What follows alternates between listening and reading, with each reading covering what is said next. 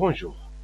Donc, à cette séquence, on va voir généralité sur les suites numériques. Donc, on commence par un 1, définition et notation. Donc, définition. On appelle une suite numérique toute fonction U, donc toute fonction U de n, ou bien de l'ensemble des définitions, ou bien de parties de définition n, ou bien l'ensemble n, l'ensemble des entiers naturels à valeur dans R. Donc, la fonction, ou bien la fonction U définit, la fonction U définit de n vers R par n, U de n. Donc, pour les fonctions, on travaille sur R ou bien intervalle I inclus de R. Donc on dit X, F de X. Donc F de X, image de X par la fonction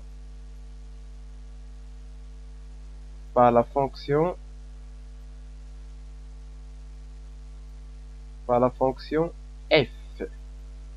Et on dit X antécédent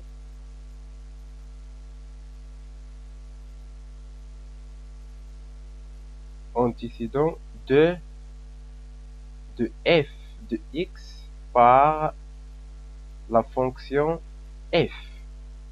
Les fonctions. Donc, pour les suites, c'est la même chose. Mais l'ensemble de définition n'est pas R ou bien une partie de R. L'ensemble de définition, c'est N. C'est quoi N? L'ensemble des entiers naturels. Donc 0, 1, 2, 3, 4, ainsi de suite. Décalage par 1 jusqu'à l'infini. Donc l'ensemble des définitions, ou bien X, X appartient à R, ou bien l'ensemble des définitions R. Non. X est un entier naturel. Donc هنا عوض هذا الترميز X appartient à R. X غالبا كنكتبو X est un nombre réel. نولو نكتبو N appartient à M. Donc à la place de X est un nombre réel, on écrit N est un entier naturel. Donc et à la place de F de N est égal à un nombre réel, on écrit U de N est égal à un nombre réel. Donc, à la place de U de N, ou bien l'image de N, le terme U de N. Donc, image de X par la fonction F. Les suites, non. Donc, le terme U de N, démena l'image de N par la suite U. Hein? Donc, on va voir de notation. Donc, les suites. Donc, les suites, toujours, on travaille par l'ensemble N ou bien une partie de l'ensemble N. Une partie, c'est-à-dire peu. Donc, on peut prendre, par exemple, N appartient à N, c'est-à-dire tous les entiers naturels, ou bien N appartient à N étoile, tous les entiers naturels non nuls, ou bien N appartient à N, tel que N supérieur égal à 2, c'est-à-dire tous les nombres, ou bien, c'est-à-dire tous les entiers naturels supérieurs à 2. Voilà ce qu'on appelle une suite. Donc, une suite est une fonction.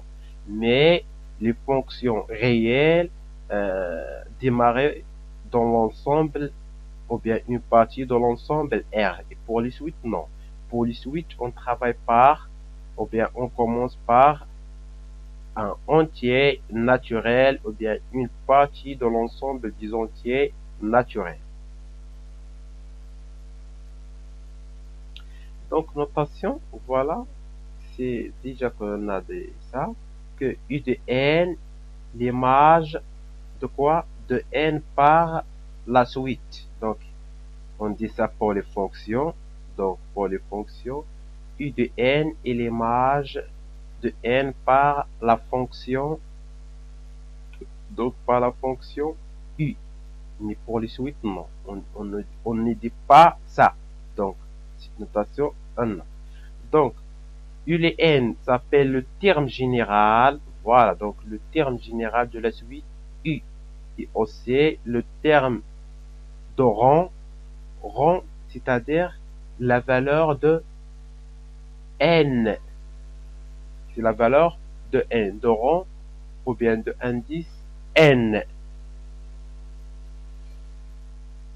Donc la suite U pour les fonctions f, donc on dit la fonction f, donc à la place de dire la suite U, ou bien la fonction U, on dit la suite U les n entre parenthèses. Pour faire la différence entre la suite U les n et le terme général U les n. Donc il y a une différence entre la suite U les n et le terme général U les n. Donc ici entre parenthèses. Voilà ça. Donc on écrit ça, ou bien U les n tel que n appartient à la partie et, ou U les n tel que n supérieur ou égal à p avec p est un entier naturel. Donc e est égal à n étoile, donc ce sera donc n appartient à n étoile, ou bien n supérieur à n1, donc là ici on a n.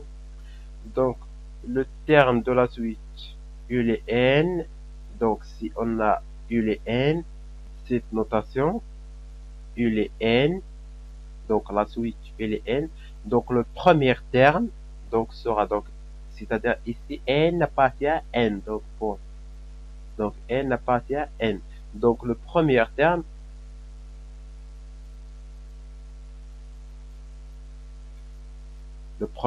donc si l'indice est égal 0, ou bien le rang est égal 0. Donc le premier terme c'est U le 0.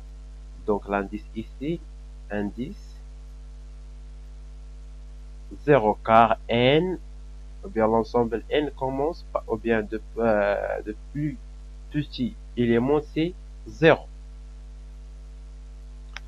Donc si on a la notation ou bien la suite U les n tel que n appartient à n étoile, donc l'élément 0. Donc le premier indice ici c'est 1.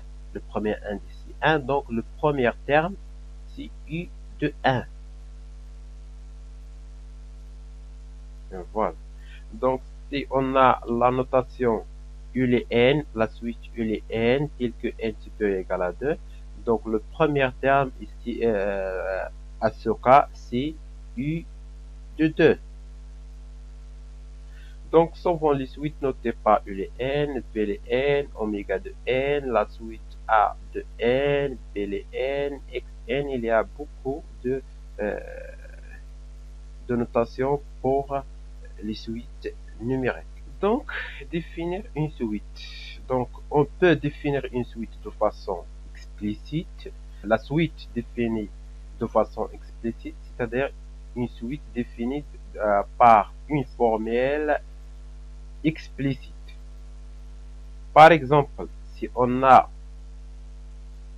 la suite U les n, donc si on a la suite U les n, la suite numérique définie par U les n est égal de n plus 1. Donc ici, c'est une suite définie de façon explicite. Donc le premier terme de U les n, donc U le 0 est égal, on va remplacer, on a ici remplacé n par 0, donc on va remplacer ici n par 0, donc 2 fois 0 plus 1 est égal 1. Donc, U les 0, ou bien le premier terme, c'est U les 0, ou bien c'est 1. Donc, le terme d'indice 10. Donc, la suite, donc, on va remplacer n par 10, l'indice n, donc on va remplacer n par 10, est égal 2 fois 10. Donc, le terme d'indice 10, on va remplacer n par 10, donc 2 fois 10 plus 1 équivaut à le terme ULIDES est égal 2 fois 10, ça fait 20, plus 1, ça fait 21. Donc, le terme d'indice 10 est égal 21. Donc, c'est une suite définie de façon explicite. Donc, c'est-à-dire on peut calculer n'importe quel terme. Il suffit de connaître l'indice.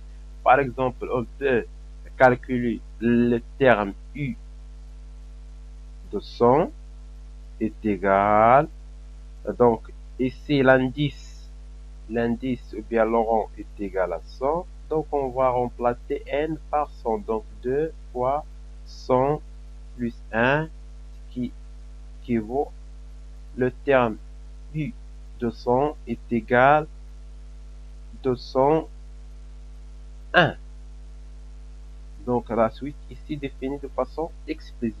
C'est-à-dire, on peut calculer n'importe quel terme.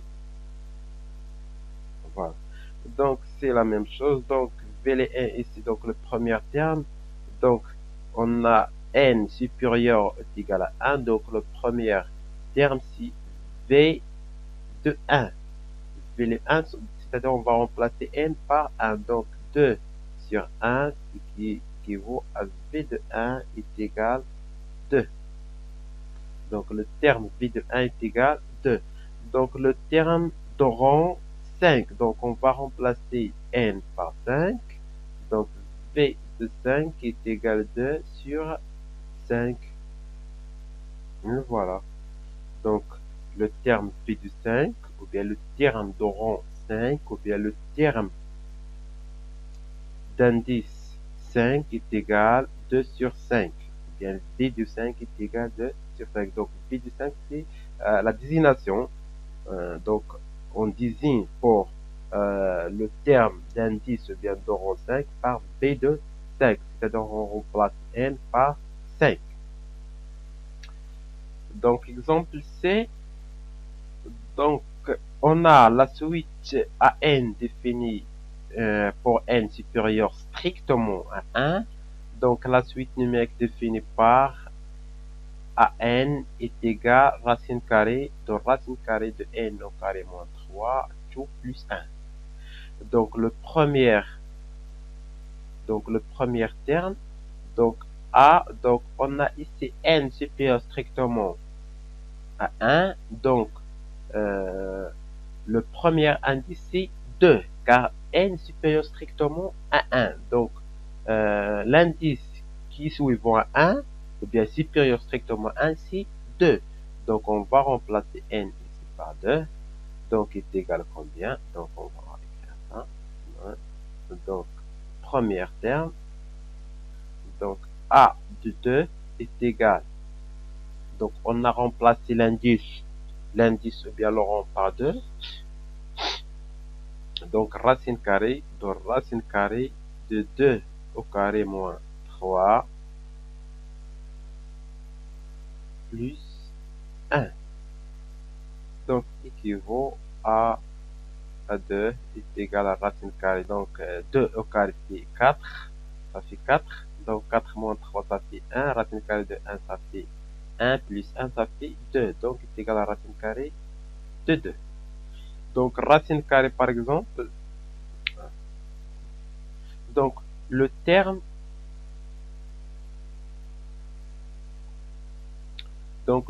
de rang 11. Donc, on va remplacer tout simplement n par 11.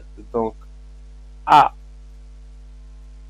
de 11, ou bien le terme à 11 est égal racine carrée de racine carrée. On va remplacer n par 11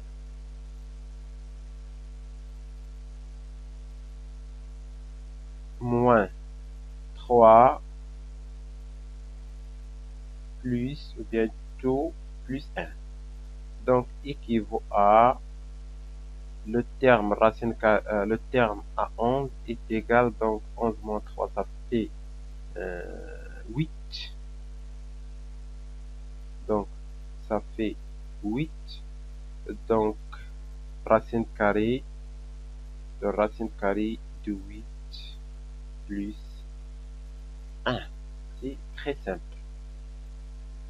Donc oubliez. Donc pour les suites, on va oublier l'image. On ne dit pas l'image de n. Le terme U les n, ou bien le terme général U les n. Donc on ne dit pas l'image de 3. Non, on dit le terme U, c'est la suite désignée par U. On dit la suite, le terme U de 3, ou bien B de 3, ou bien A de 3. Donc on ne dit pas l'image. C'est bon. Donc suite définie ou bien par récurrence. Donc une suite définie par récurrence. Donc soit en exprimant U les n, ou bien soit en exprimant soit en exprimant le terme U les n plus 1, ou bien U les n plus 2, ou bien U les n plus 3 en fonction du terme précédent.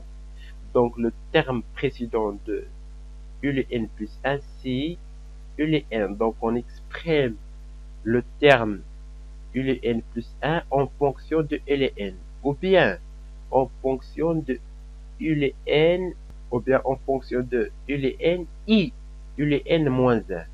Ou bien on peut exprimer la suite U les n plus 2 en fonction de U les n plus 1 I U les n. Donc, on peut une suite définie par récurrence peut s'exprimer en fonction un terme exprimant en fonction de termes précédents ou bien de ces termes précédents. Et définition une valeur initiale.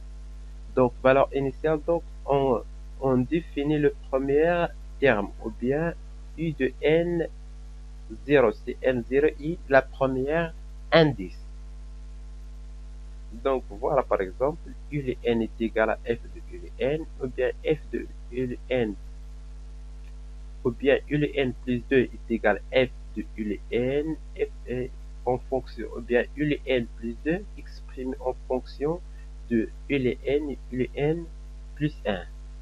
Ce qu'on appelle formulation par récurrence. Donc une suite définie par récurrence ou bien une suite récurrente. Suite récurrente. Récurrente est une.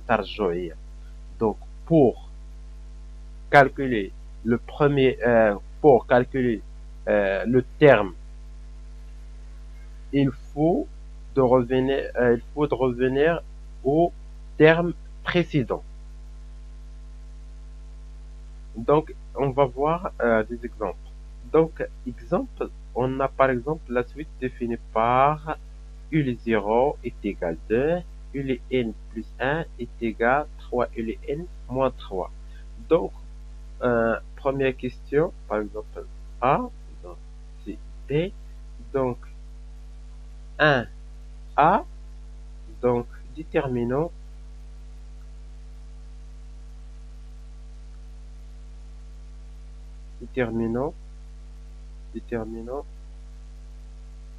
U les 1, le terme U les 1, U de 2, U de 3 et U de 4. Donc U de 1 est égal, par exemple, on va remplacer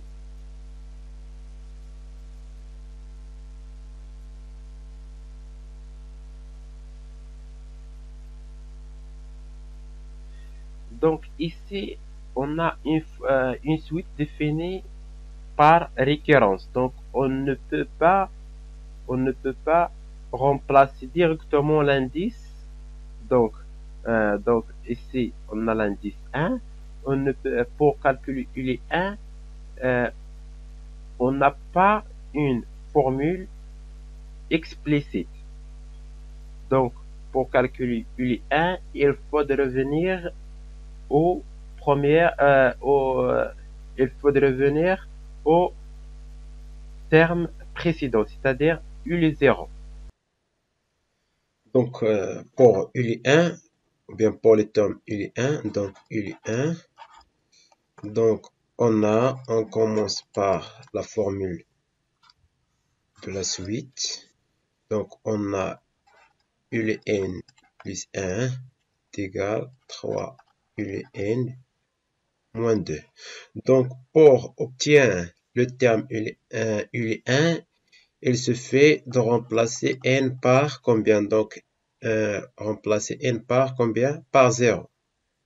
Donc, n plus 1 est égal à 1. Donc, l'équation admet une solution que n est égal à 0. Donc i de 0 plus 1 est égal à 3 i de 0. Donc, on a remplacé n par 0 à ce membre. Donc, on va remplacer de même n par 0. Donc, moins 2. Donc, u de 1 est égal à 3 fois u de 0 est égal à 2. Donc, fois 2, moins 2, on obtient 4. Donc, 6 moins 2, ça fait 4. Donc, u de 1 est égal à 4. De même, donc ici, i de 4. Donc, de la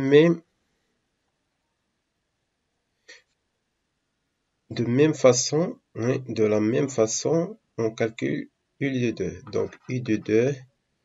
Donc, pour calculer u de 2, donc, pour calculer u de 1, il faut connaître la valeur de terme u de 0. Donc, la même chose pour calculer u de 2, il faut connaître la valeur de terme précédent qui est u de 1. Donc, on a la formule u de 1 plus u de n plus 1 est égal à 3 u de n moins 2. Donc, pour obtenir 2, on va résoudre l'équation n plus 1 est égal à 2. Donc, n est égal combien? 1. Donc, on va remplacer n par 1. Donc, u de 1 plus 1 est égal à 3 fois u. Donc, on a remplacé à ce membre n par 1. Donc, on va remplacer de même n par 1 moins, donc tout moins 2. Donc, est égal à 3 fois, donc u de 1 est égal à 4 fois 4 moins 2. Donc, u 1 plus 1, ça fait 2. Donc, u de 2, donc u de 2 est égal, donc 12, ça fait 10.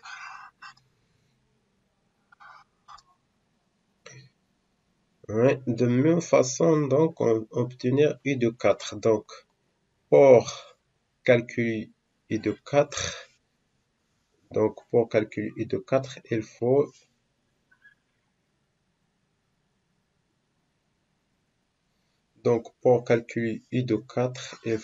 connaître u de 3. Donc, on va calculer u de 3. Donc, u de 3.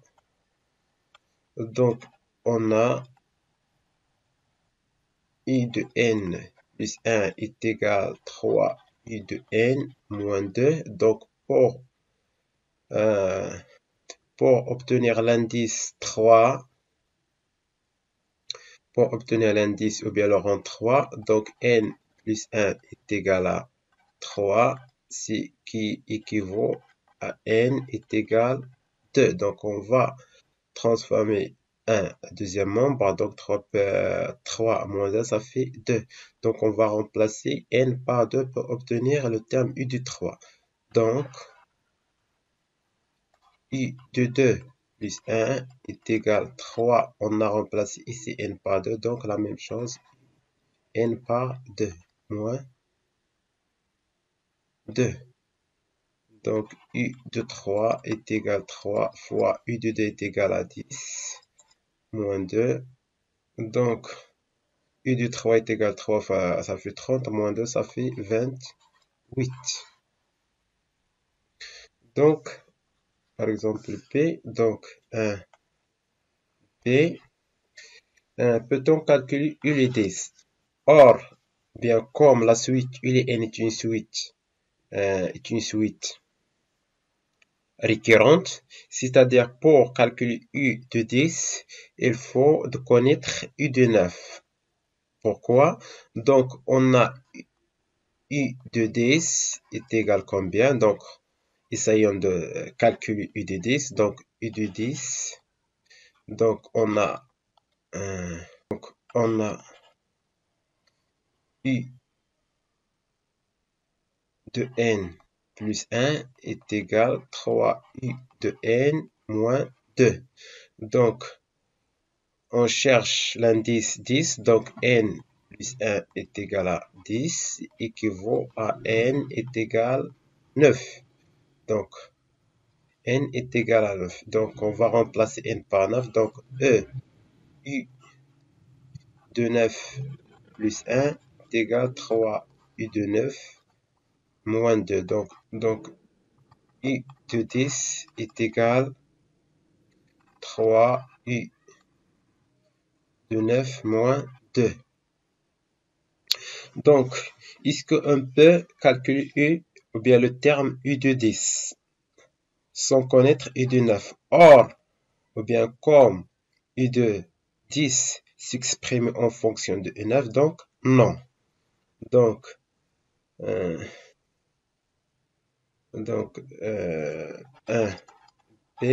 on a U de 10 est égal à 3 U de 9 moins 2. Donc, la réponse ici, c'est non. Car U de 10, ou bien le terme U de 10 s'exprime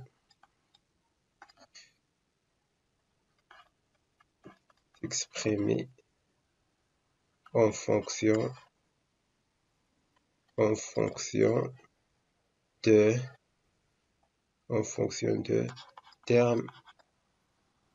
de terme U de 9. Donc, on ne peut pas calculer le terme U de 10 sans connaître U de 9. Donc, U de 10. Donc, pour calculer U de 10, on remplace n par 9. Donc, ici, on a n plus 1. Donc, pour obtenir 10, il suffit de remplacer n par 9. 9 plus 1, ça fait 10. Donc, U de n plus 1 est égal à 3 U de n moins 2. Donc, U de 9 plus 1 est égal à 3 U de 9 moins 2. Donc, U de 10 est égal à 3 U de 9 moins 2.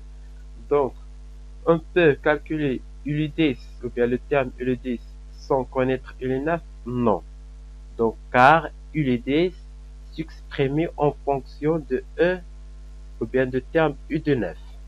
Donc, ici, B, donc, question B ou bien 1, B, donc, non. Car U de 10 se exprime en fonction de terme U de 9. Donc, on ne peut pas calculer U de 10 ou bien le terme U de 10 sans connaître U de 9. Deuxièmement, on donne la suite V n définie par V 0 est égal à 2 et V de 1 est égal à 1 et V de n plus 2 est égal à V de n plus 1 plus V de n. Ici, c'est une suite définie par récurrence forte. Donc, pour connaître le terme actuel, il faut revenir aux deux termes précédents. Il faut revenir au ULN plus 1 et U1. Donc, pour connaître V de N plus 2, ou bien le terme actuel, il faut revenir aux deux premiers termes précédents. Donc, V de N plus 1 et V de N. Par exemple, on veut calculer donc pour, par exemple, ici, donc, 2, donc, V de 2. Donc, pour obtenir à cette formule ici 2, donc, on a, deuxièmement, V de 2, c'est le terme V de 2. Donc, on a V de N plus 2 est égal V de N plus 1 plus V de N. Donc, pour obtenir 2, car on a ici V de 2, V de 2, donc il suffit de remplacer N par 0. Donc, N est égal 0. Donc, V de 0 plus 2. Donc, on a remplacé ici N par 0. Donc, ici N par 0. Donc, V de 0 plus 1 plus V de 0. Donc, V de 2 est égal V de 1 plus V de 0. Donc, V de 2 est égal, on va remplacer V de 1 par 1 et V de 0 par 2. Donc, V de 2 est égal 3.